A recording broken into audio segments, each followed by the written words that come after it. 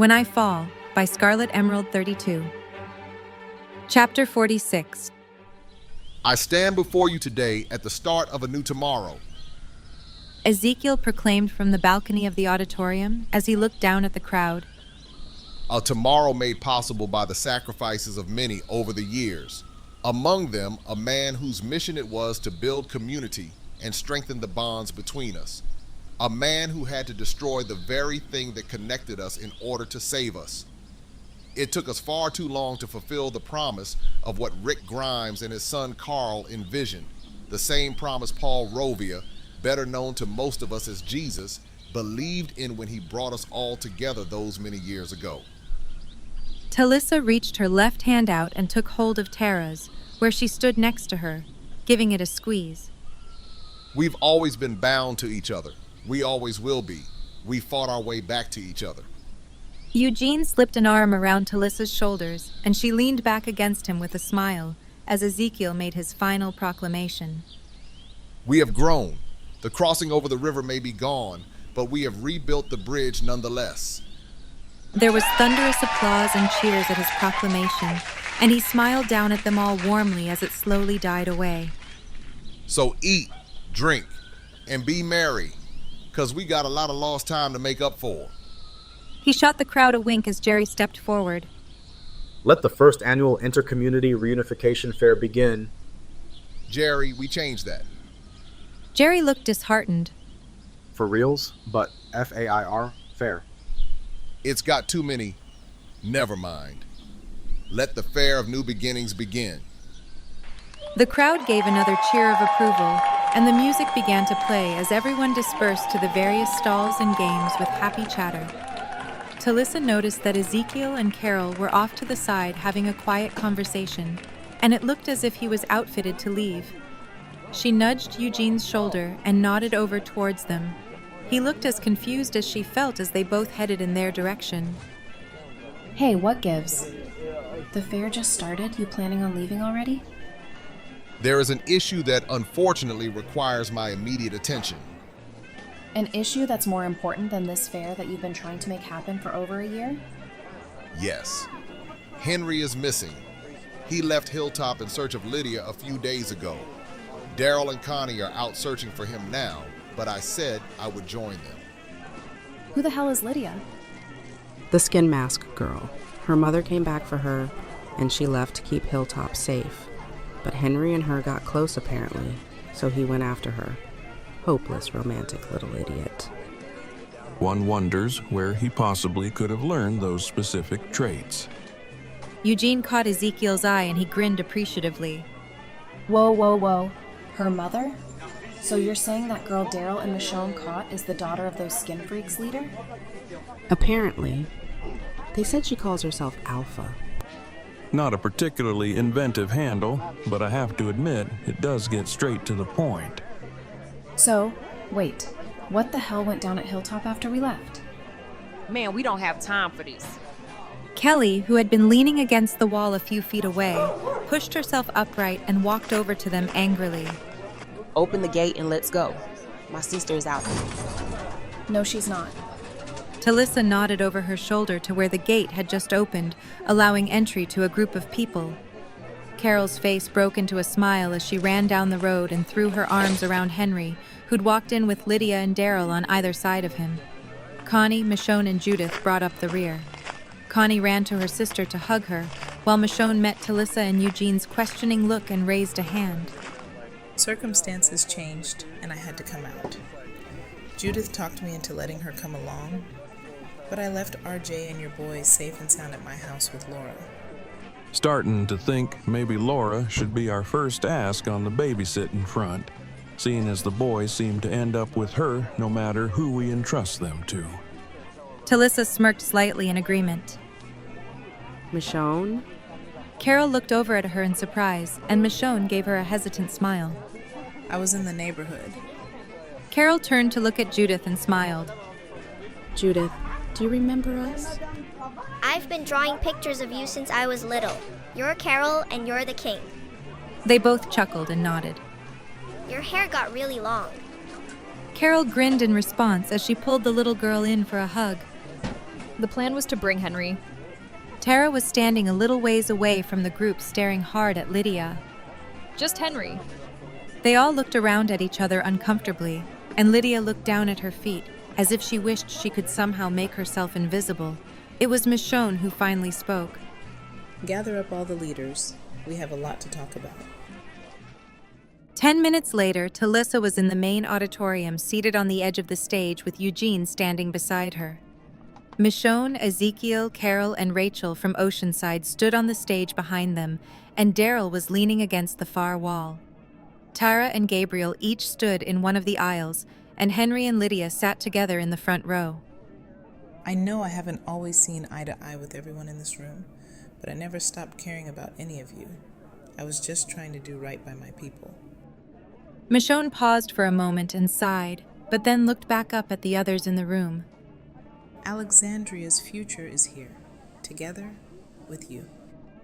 Talissa's heart soared with hope at her words, and she felt Eugene slip her hand into his and squeeze, letting her know he felt the same. She looked over at Michonne and gave her a warm smile that she returned. We lost sight of that for a while, but we're here now. There was a ringing silence following her proclamation. After a few moments, Gabriel spoke tentatively. I've taken an informal vote with our council members at the fair, and Alexandria is willing to grant asylum to Lydia. She's one of us now. Talissa met the young girl's eye and gave her an encouraging smile that she returned shyly. Thank you. I'll do whatever I can to earn my keep and pay you back. If her mother retaliates, it's gonna be against Hilltop, not Alexandria. I have to do right by my people. Tara looked at Michonne. I thought we were on the same page. We were. When she came to my gate, I asked her to run away. And when she didn't, I was angry. Then you know why I'm not okay with this. I do. I also know why Rick didn't trust me when I showed up at the gates of the prison, and why people didn't trust you after seeing you on the other side of the governor's firing line. Why Deanna didn't trust any of you when you first got to Alexandria?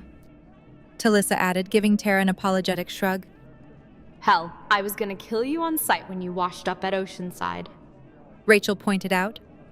Okay, I get it. Lydia didn't choose where she came from, but she chose where she wanted to be. Just like everybody in this room. Tara sighed heavily and crossed her arms. I left some of my best fighters at Hilltop, but if Daryl's right about these skin jobs numbers, it's not gonna be enough. We should take a group to Hilltop to protect them, just in case. A good idea. I'll take some from the kingdom. Oceanside can spare some fighters. Alexandria can too. So we head out in the morning? No, they can take advantage if we wait. We should go today. Agreed. But sending more people is only a short-term solution. In order to face this threat, the 4 communities have to present a united front, which is why I'm proposing a Mutual Protection Act. An attack on one is an attack on all scenario, so to speak. Michonne smiled. Exactly. It'll definitely make them think twice before moving against the Hilltop. The leadership of the kingdom is very amenable to this idea. Oceanside's down. They all looked around at each other and smiled. It was the first time in years that they'd felt truly connected and moving forward as one. Okay, so how do we seal it? Like, spit and shake or blood oath? They all chuckled. I have just the thing. Ezekiel walked behind the stage, and they all waited curiously until he re-emerged a moment later, carrying a large rolled parchment and spreading it across the table. Talissa stood up to see what it was and smiled. It was the original charter that Rick and Michonne had drawn up, which had specific lines for the signatures of each of the 4 communities, all of which were still unsigned. How did you? He's magic, obviously. Michonne gave Tara a pointed look and she smirked. I may have taken a few things when I left. I did what I thought was right. I'm sorry for the way it went down. Me too. You were right. You were too. Tara put an arm around her as they both walked up to the table. I knew this day would come, never doubted it for a moment. Are you planning to throw that ball sometime today, Miss Grimes? I reckon I'll be dried out here presently. Eugene taunted from his seat on the bench in the dunk tank. Judith threw the baseball, but it went wide and missed the target. I've seen better arms on a spiral galaxy. You couldn't even dunk a donut, let alone. Judith's second throw was true, and Eugene plunged into the tank of water to the delighted squeals of the children watching. Talissa laughed and shook her head, offering Judith a high five. As she reset the target and stepped back, Tara walked up beside her. Well, if it isn't the brave and fearless leader of Hilltop. Eugene got back on the seat and began to heckle Zeke, who laughed and threw his first ball. Yeah, not so sure about that. Pretty sure only one of those things is true. Nah, I'm pretty sure they all are. Bet back when you snagged that charter, you never would have guessed you'd be the one signing it for Hilltop, huh? You got that right. Eugene got dunked again as everyone cheered. Got you, Uncle Eugene. You surely did, but wait just a moment. Eugene looked around as if he forgot something. I do believe this water has given me a chill. I'm afraid I might start shivering. He dramatically shook his long, wet hair, flinging water droplets in all directions. Zeke squealed and laughed as he tried to get away. He's so good with the kids. Well, he should be. He's had a lot of practice. Yeah. Eugene, the dad. That's still so crazy to think about. Guess now that Michonne's all about community and working together again, once we get this whole skin freak thing figured out, you guys can actually come for a visit. Or you can. Very true. I'll tell you, I can't wait to finally get to meet your little dudes. I haven't seen Teddy since he was a week old, and I've never met Lincoln at all. Well, I mean, if you want to see them. Talissa reached in her pocket and pulled out a small wallet.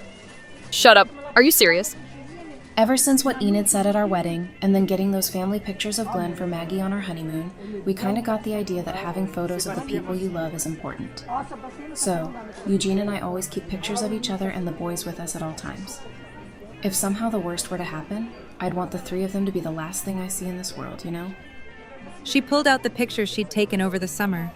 It wasn't anything special in terms of occasion, but it was priceless to her. Just a picture of Eugene sitting on their front porch steps talking with Teddy, and Lincoln draped over his shoulders with his arms around his neck. Oh my god, look at Teddy. He's huge! And he looks exactly like Eugene. Holy shit. He's got my eyes, but yeah, the rest is fully Porter.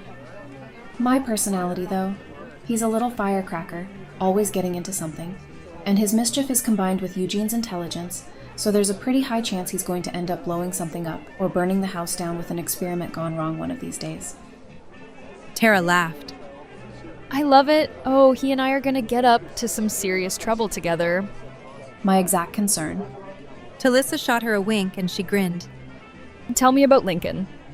He's an exceptional little human. He's super smart too, but he's a deep thinker and more quiet, like Eugene in that way. He likes to analyze a situation before jumping in, but he's so kind, and he leads with his whole heart. Tara stared down at the picture affectionately. Man, you know when I was first teasing Eugene about liking you all those years ago? I gotta admit, I never imagined this is where it would end up. You know, I don't think I've ever actually thanked you for that. You were one hell of a wingwoman. Well, he was never going to get there without a little push. They shared another smile before turning back to watch the dunk tank. So you joining the Hilltop defense team? Nah, as much as I'd love to, I'm not a top-tier fighter. Me going would just take up a spot that could go to someone who's an asset in defending my people. That's a mature and badass way to lead. Well, you know, I know my strengths, not gonna sit around and pretend. Yeah, pretending has never been your strong suit. So, you think she means it, Michonne? You think she really wants to make things better? Yeah, I do.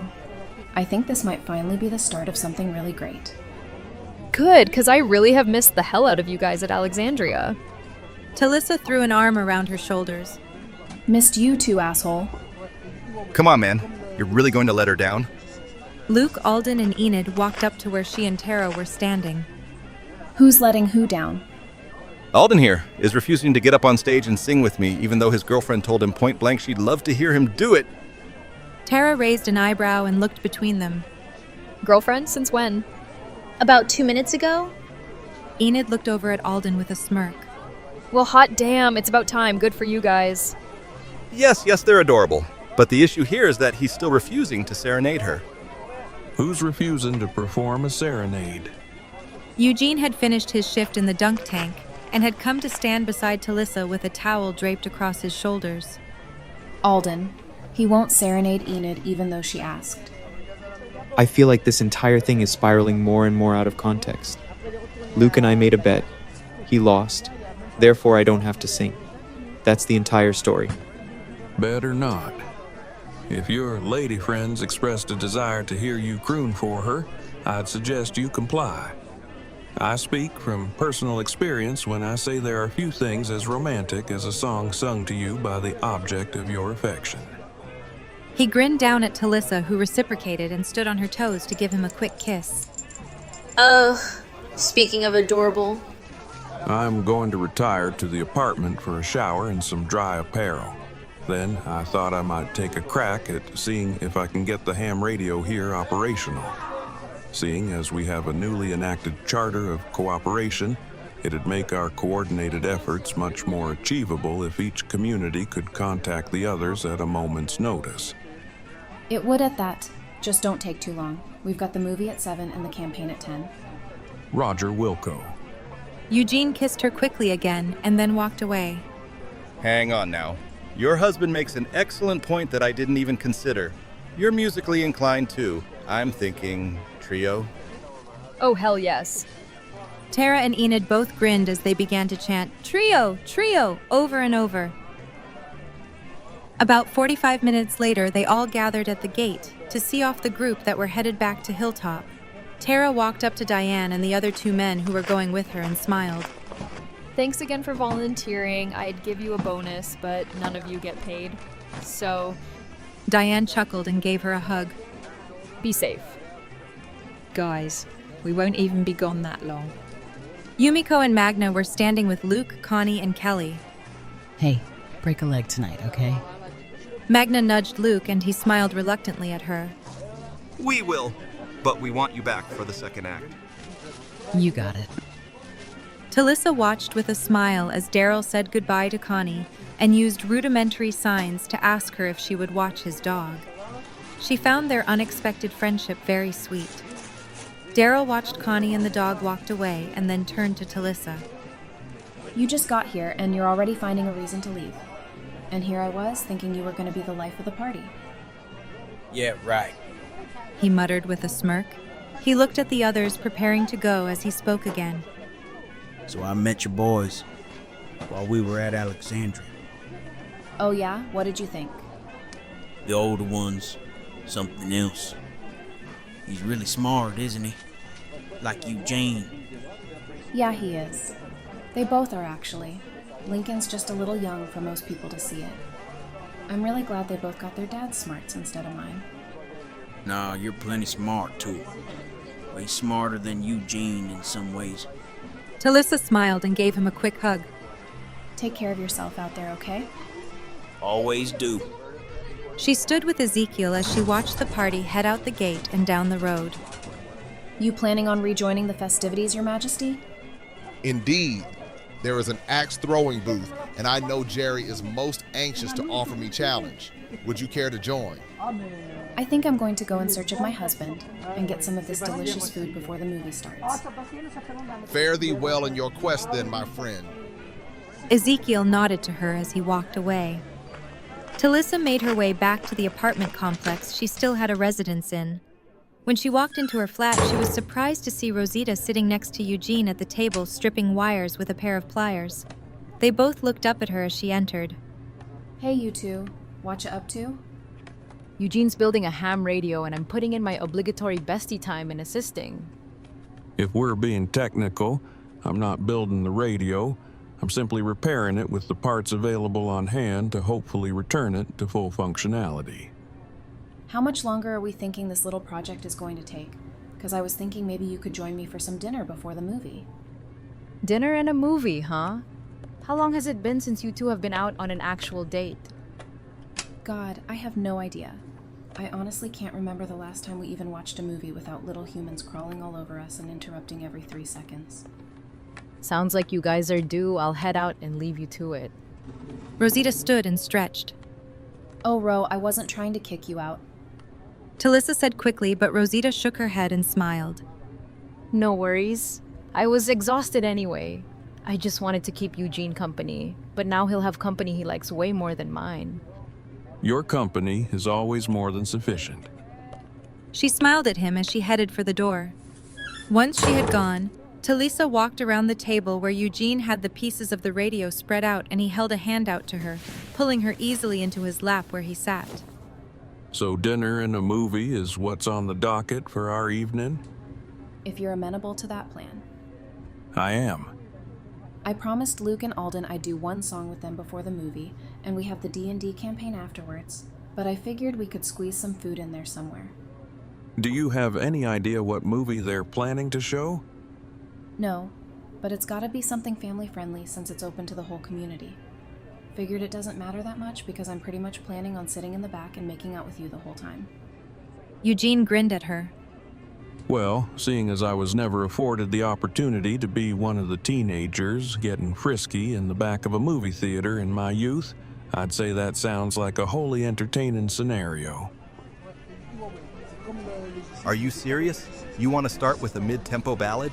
Do you know nothing about the rise and fall of a concert? Luke and Alden were standing on the small makeshift stage as Talissa walked up to it. Enid was standing to the left watching them in amusement, and she went to stand beside her. How long has this been going on? About 10 minutes. I'm pretty sure Alden's gonna quit at any second. The people need hope. They demand it. Nay, they deserve it. I can't believe I let you talk me into this. Just go with it, Alden. It's harder when you fight against it. Yeah, I promise I'll only make fun of you like the tiniest bit for the rest of our lives. You picked out a song for me yet? Better make it a good one since I'm only doing one. How do you feel about the Bangles? Love 'em. So am I walking like an Egyptian or burning an eternal flame? The latter. As great as Walk Like an Egyptian is, I don't think we're going to do it justice with 2 acoustic guitars. Sounds good to me. Name the time and the place. She looked over her shoulder and was surprised to see Carol standing near the gate with Ezekiel. Hey, can we press pause on setlist talk for a second, guys? I want to go check something. Sure, no worries. Talissa walked over to where Carol and Ezekiel were standing. When Carol saw her coming, she gave her a nod and motioned for her to join them. What's up? How come you're back already? We ran into an issue on the road. Some of the people from Hilltop didn't make it here. Looks like Alpha and the Skins took them. We sent most of the group back to Hilltop to defend it just in case, but Daryl, Michonne, Yumiko and I are going to follow the trail. They're probably dead at this point, but we want to be sure.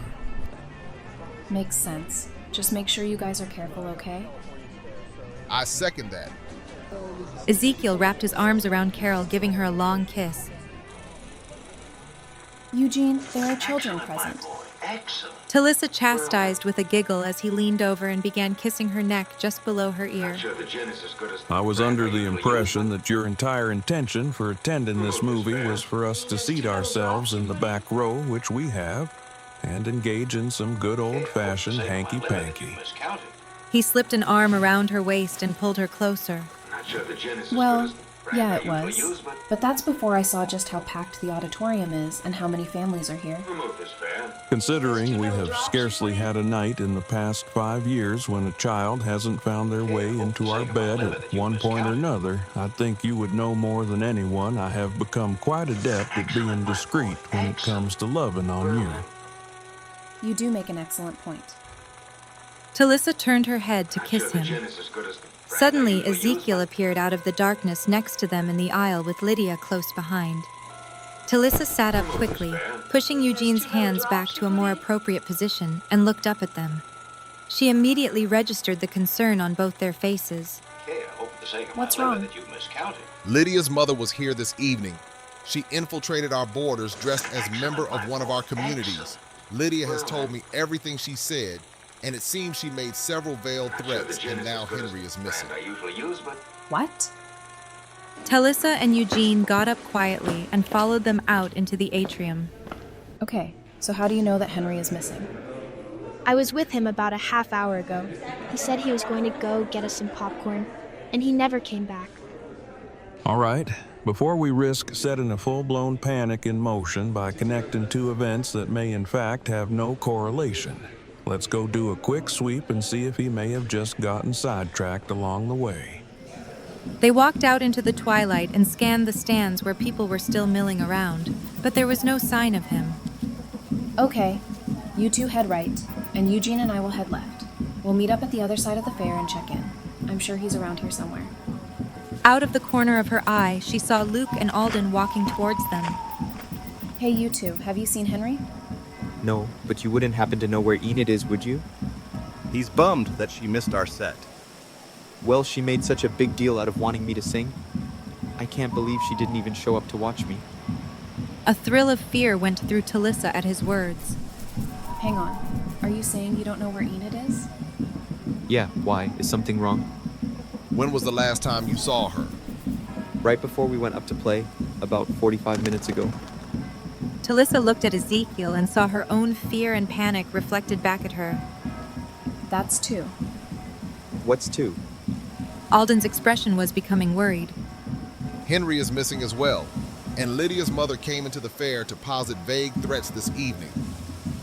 Alden's face paled. Are you saying Enid? Talissa put a hand on his arm. We don't know yet. We're going to fan out and try to find them now. You want to help? Of course, just point us in a direction. Well, Eugene and I were going to take the left side and have Ezekiel and Lydia take the right. Why don't you go right down the middle, and we'll meet up at the other end of the fair. Gotcha, on it. Luke grabbed Alden by the arm, turning him back towards the road. It's probably advisable that we take an informal roll call as we search as well. If this thing does go down the way I know we're all hoping it won't, it's likely Henry and Enid won't be the only one who are AWOL. Very well. Ezekiel and Lydia headed off to the right. Talissa and Eugene headed left, weaving between the stands and keeping their eyes peeled for any sign of Enid or Henry. After they'd woven past several stands, they saw Rosita and Gabriel moving through the crowd towards them. Hey guys, what you up to? We may have a situation on our hands. Eugene gave them a quick recap of what had happened, and Talissa's heart dropped again when she saw the look that came across Rosita's face. Oh God, who else? Tara and Sadiq. They were supposed to meet me and Gabriel for dinner, but they never showed. We were just on our way to see if they were at the movies. Shit. Oh, this is bad. Let's continue on our established trajectory and meet up with the others so we can get an accurate sense of the scope of this thing. Rosita and Gabriel joined them as they walked the rest of the way through the fair to where Luke, Alden, Ezekiel, and Lydia were standing. What's your count? 3 more from Hilltop, Tammy, Rose, Rodney, and Addie, and 2 of yours, DJ and Frankie. Talissa cursed angrily again. She's got Sadiq and Tara too. How the hell did this happen? These skin freaks just walked in here and kidnapped 9 of our people without anyone knowing? How is that even possible? How it's possible doesn't matter.